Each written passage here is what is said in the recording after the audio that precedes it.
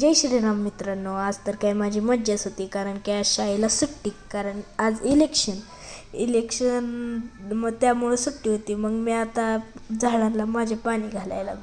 आता हे काय असे झाड आहेत माझे, आणि हे 2 झाडं त्या दिवशी मी मित्राकडून आणलेले. तर मी आता निघालेलो मित्रांकडे.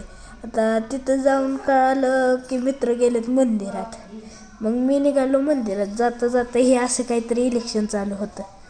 मग आता जातानाच आमची डेअरी लागते.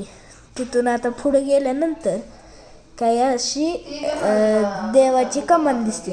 त्याच्याकडलं आमचं रान आहे आणि तिथं आमचा गोठा. तिथनं खाली गेल्यानंतर मंदिरात सगळे मित्र घावले. मग तिथून आम्ही गेलो पाया पडून झाल्यावर आता हे मंदिरात सगळ्या पाया पडलो आणि तिथून आम्ही निघालो घरी. तर घरी आलो,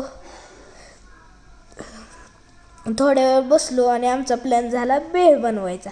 मग आता भेळ बनवायची म्हणल्यावर सगळं आणलं, मिक्स केलं आणि भेळ बनवली. आता अशी काही भेळ झाली आणि हे सगळे माझे मित्र.